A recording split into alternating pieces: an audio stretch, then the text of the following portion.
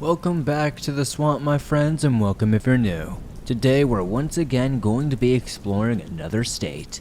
Today we have found ourselves roaming through the lands of Tennessee. I lived in East Tennessee for a short time in my teens, and it was an interesting area to say the least. From the BFE to rather decently sized cities like Knoxville, they have a little bit of everything there. I have a bunch of personal scary stories I could even share in a future episode if you guys would like. If you have a story that you would like to share in a future episode, be sure to submit your stories at swampdweller.net or the email you can find in the description down below. Now, without further ado, let us jump right into these creepy and allegedly true Tennessee horror stories that'll freak you out tonight.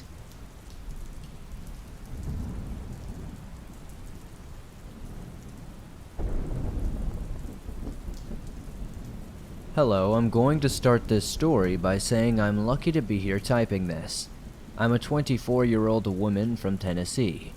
My parents always beat the stranger danger into my head and told me never to pick anyone up off the street for any reason.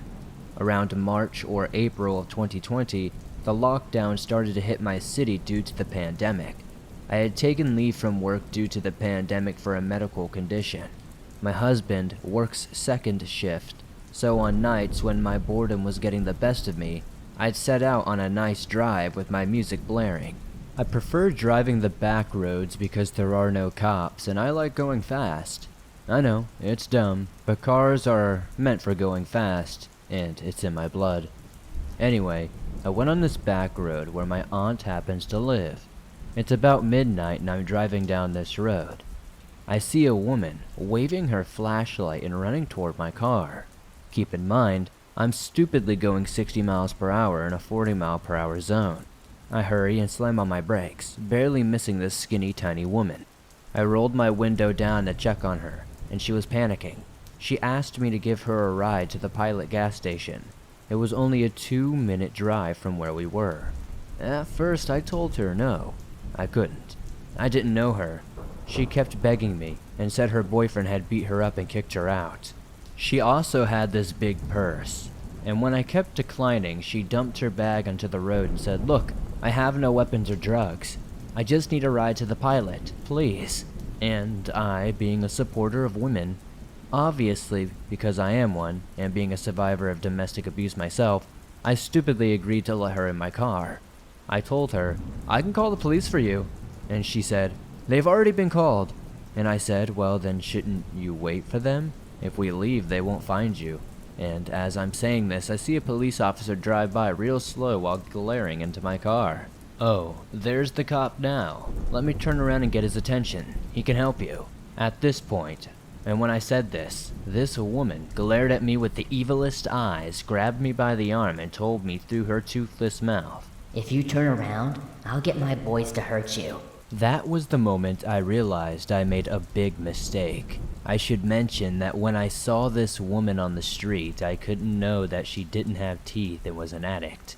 I noticed it when she was closer to me in the car. She didn't know that I carry a knife in my door pocket, and I was ready to use it if needed. I keep driving to the Pilot, and we're about 30 seconds away when she tells me, "Not this Pilot, take me to the one the next town over." At which point I said, "No, I'm taking you to this Pilot. It's what we agreed on." And I hurried in front of the Pilot doors. I looked at that girl and I firmly said angrily, "Get out of my car, get out now." And she said, "You can't do this to me, please, he'll find me." And I yelled again, "I don't care, get out or I'm going to stab you." She opened the door and got out.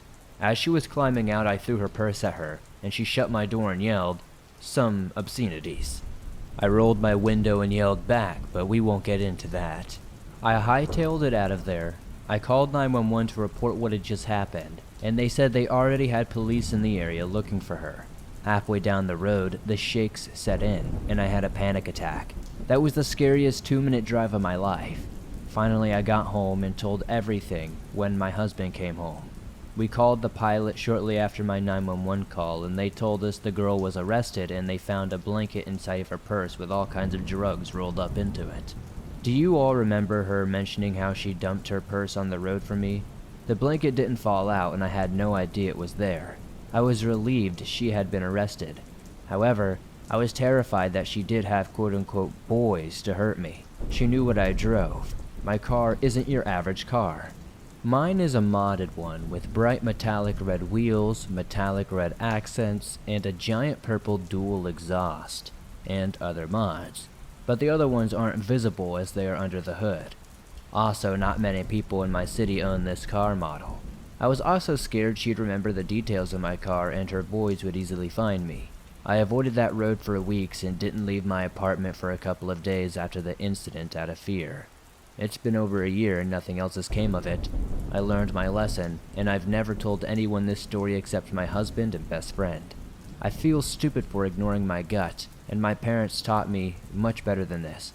But girls, please, never put anyone you don't know in your car, even if it's another girl. Women aren't necessarily any safer than men.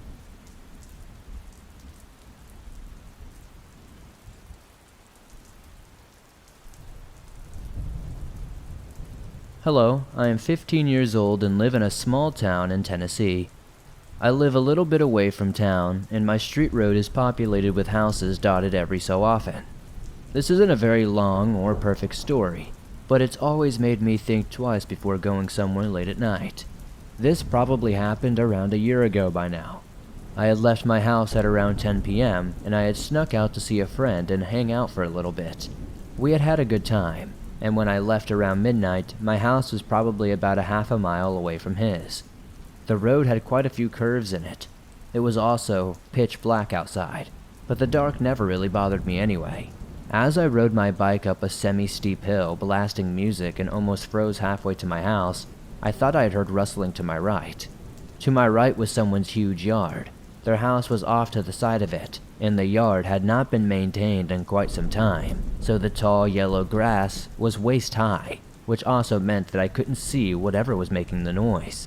I didn't think much of it until I reached the peak of the small hill. Instinctively, I looked behind me in case there was a car coming up the road, and instead, I heard the tip-tap of paws running on the right of the road behind me. As soon as I heard it, I quickly looked behind me and saw a huge white dog chasing after me. It was around 3 feet tall with a pure white coat. I didn't see its face or anything else than a white flash of fur as I started trying to pedal faster. Then, finally, I heard it gaining on me, and adrenaline made me jump off my bike. As quickly as I could, I turned around and started yelling as loud as I could and waving my arms at it.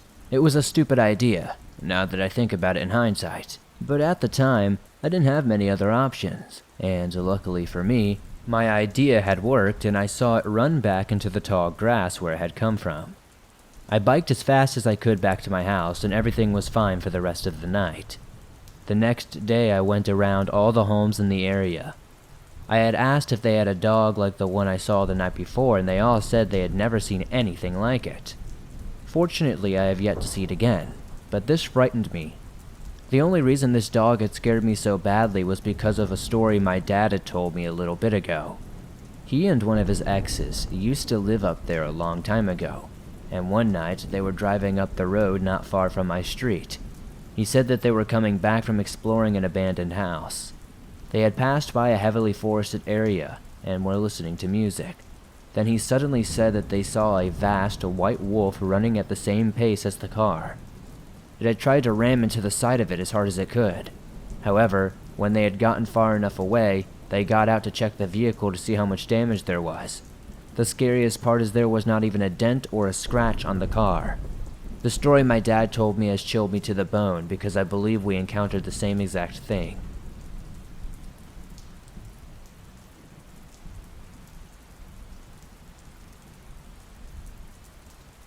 We wanted to have a good time together, my girlfriend and me. You see, she's a nurse and must work the night shift. The hospital she works at requires about 5 years of experience before you can even think of working the day shift. This wouldn't be such a problem, but I work as a marketer. I work a typical 9 to 5 in an office and finding time for each other is tough.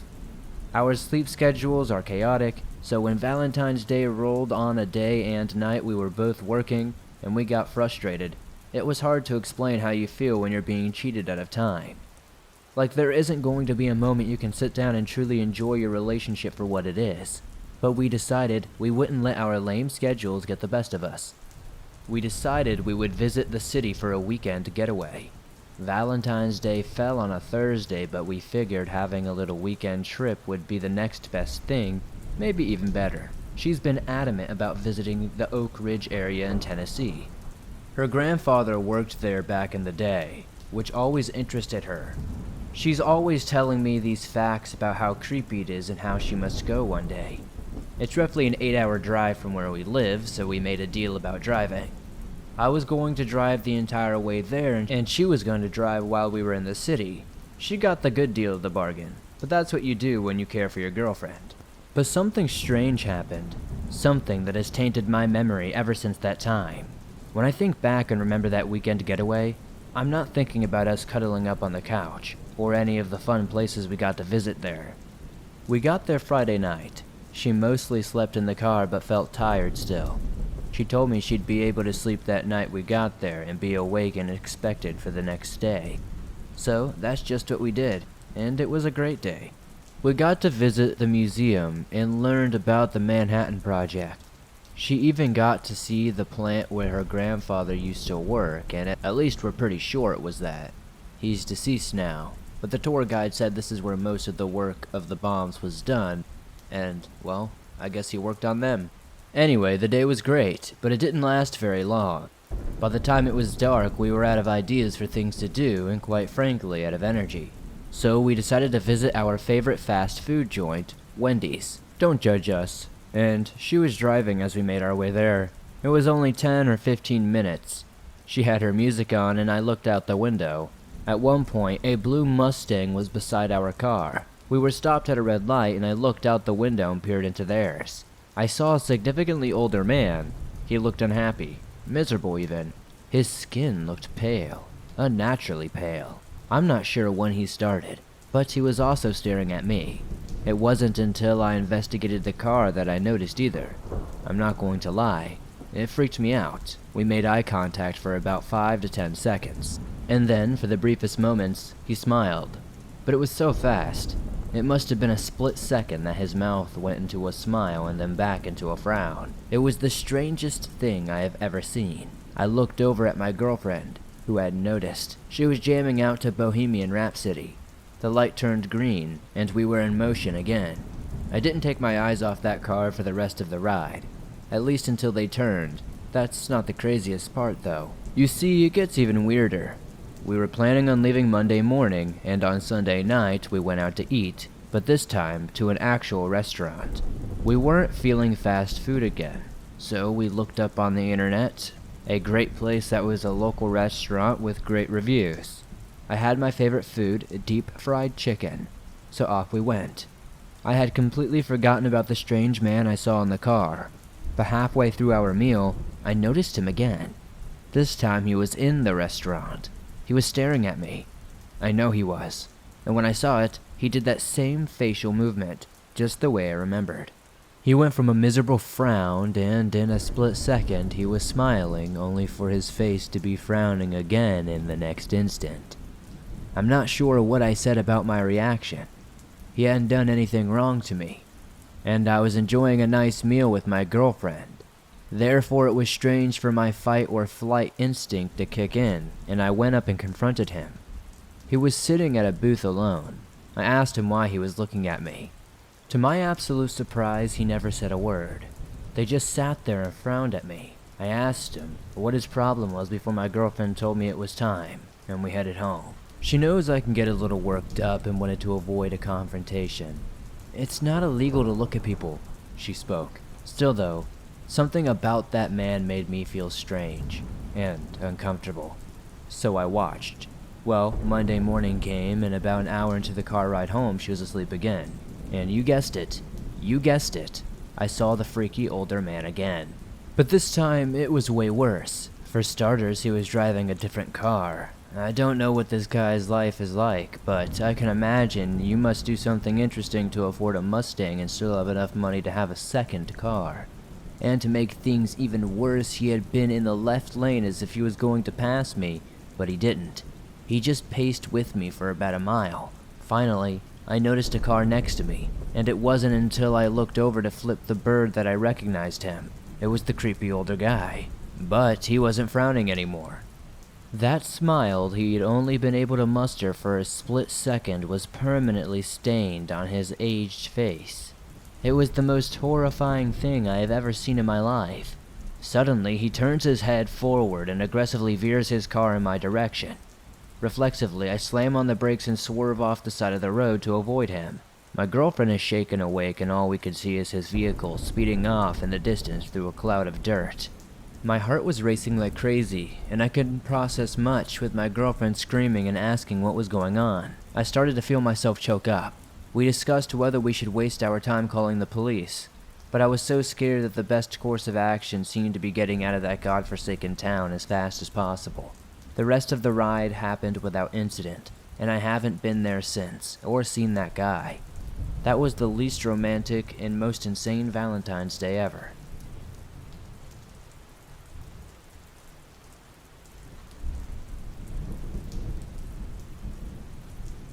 I haven't told this story to too many people, and it still creeps me out to this day. When I was 12 years old, in about 2013, I moved to this old house built in the 1940s. No one has lived in this house for over 30 years, and it was the first fall I've ever seen at this house. I was taking the trash out to our back porch, and from there I could see a tree line that is usually very green and hard to see through, but seeing how it was fall, the leaves are almost all fallen on the ground. As I was walking out to the trash, I look at the tree line, about 30 to 40 yards away, and I see 4 to 5 at least 7-foot tall pure white humanoids with no faces. I stand there in awe, not knowing what to think at first. It looked like they were talking with hand gestures, but I couldn't hear anything. Now that I think of it, I heard nothing at the time. No birds, no bugs, not even the trees moving with the visibly moving branches in the wind.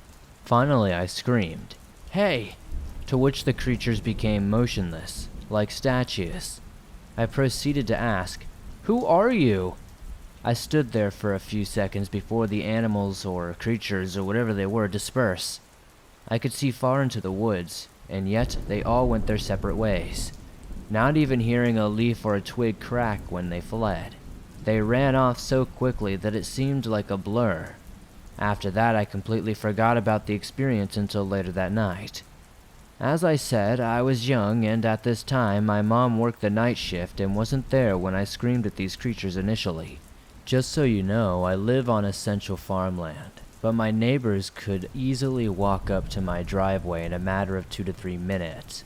So later that night, around 9 p.m., I heard knocking on my back door, which led to the back porch where the creatures were, and I thought maybe my mom had told the neighbors to check up on me, so I could check it out. So I went to the back door, turned the rear porch light on, and opened it and saw that there was no one there. So I chalked it up to maybe it was one of my dogs hitting the door or something around it. After this knocking kept coming from the door, which was weird because every time I rounded the door to where I could see, there would be nobody there. Now this happens a few more times for a couple of minutes. It ranged from when I turned my back from the entrance to when the moment I sit back on my bed, waiting 5 to 10 minutes before it happens again. Finally, after this and the increasing anxiety, I got fed up and went outside to scream, "I don't know who you are, but you better stop." To my surprise, it did, for about 30 minutes. Then the knocking came from all around the house, windows, doors, walls, everything, much more intense. I was scared and curled in the corner of my bed. Finally, after about 30 minutes, there was one last bang outside my window that I felt shook the entire house. I was shocked that the window didn't break. That was the end of it, and I didn't hear anything for the other 5 years that I lived there. I have never been able to understand if these things were connected or not, the creature and the knocking.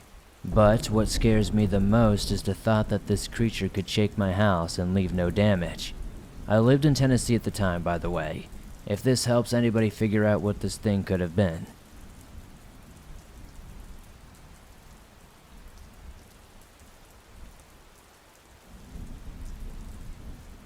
I've always been interested in the paranormal and unexplained since I was a young kid after having an experience with what I now believe to be a black-eyed kid.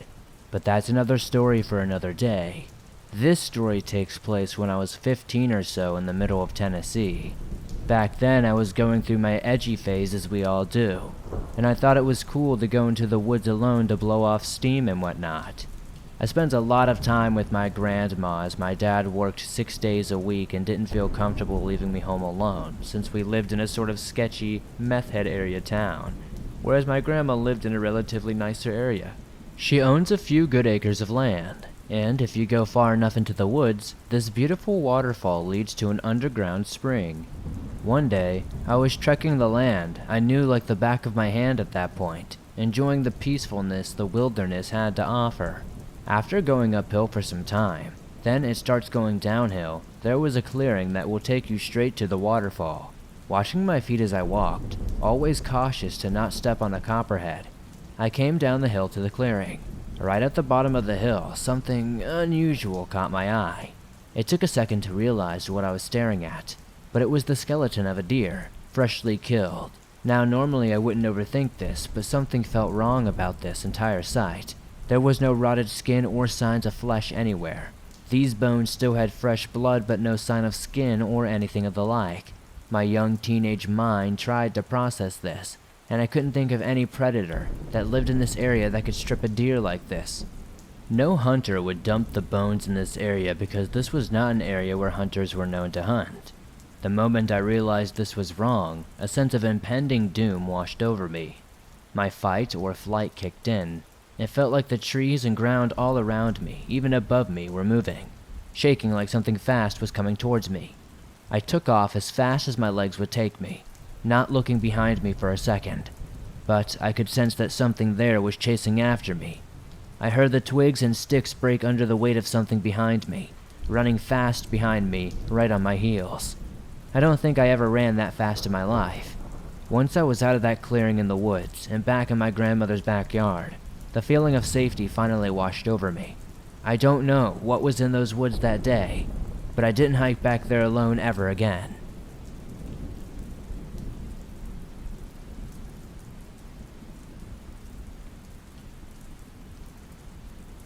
So I told a school friend this story the other day, and he said maybe I should send it into the show and see if anyone knew or had an explanation as to what I had seen.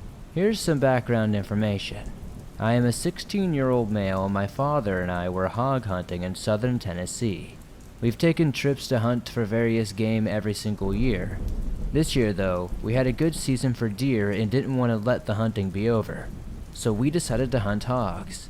If you didn't know, hogs are a nuisance species, meaning that they could be hunted any time of year.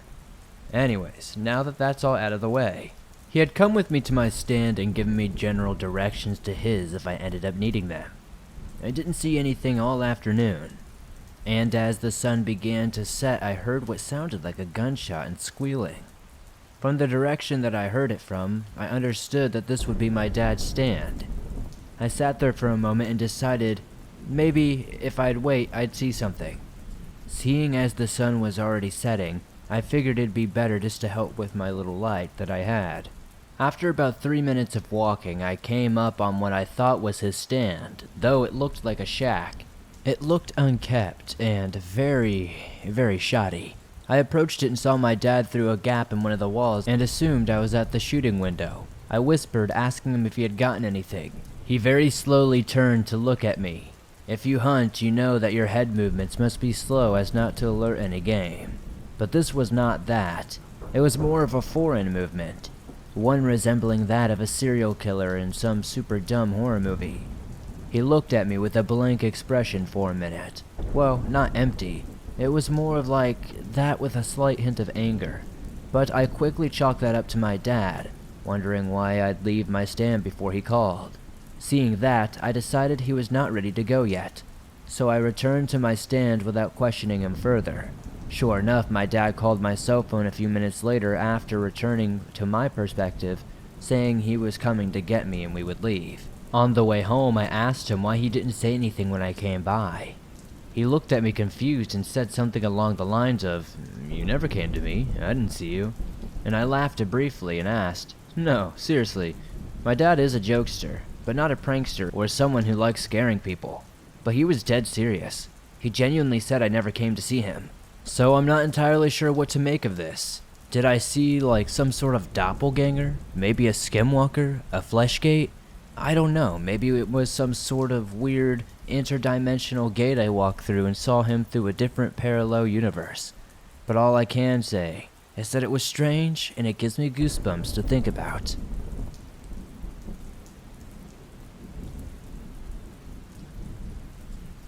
Thanks for listening to these creepy and allegedly true Tennessee horror stories. As always, if you enjoyed these stories, please be sure to hit that like button as it helps me out a ton. The more likes this episode gets, the more YouTube promotes it in the algorithm, and that's incredibly helpful to the swamp growing. If you're listening to this on Spotify or Apple Podcast, please be sure to give this a 5-star rating over there, as the more ratings we get there, the more the show grows on that platform, and it's incredibly helpful. If you have a story that you would like to share in a future episode, be sure to submit your story at swampdweller.net or the email you can find in the description down below. I am always looking for fresh, new scary stories to share with everyone here in the swamp. If you're on the go but don't have YouTube Premium but would like to download and listen to your favorite Swamp Dweller scary stories no matter where you are, you can download them absolutely free. From Spotify, Apple Podcast, Stitcher Radio, iHeartRadio, and just about everywhere else you find your favorite podcast online. It's absolutely free and always will be. If you would like to support the swamp outside of that, why not check out the merch store? You can find a link in the description to t-shirts, hoodies, and more. I'd love to see you guys wearing some cool swamp threads. Don't forget to come join me over on Twitch. There's also a link in the description for you to follow me over there. I play horror games similar to The Quarry that I'm playing right now. It's a survival game that has all kinds of crazy elements going on, and I think you'd enjoy it. You can also find me over on Instagram, Twitter, and Facebook to find behind-the-scenes stuff that you won't find here on Twitter.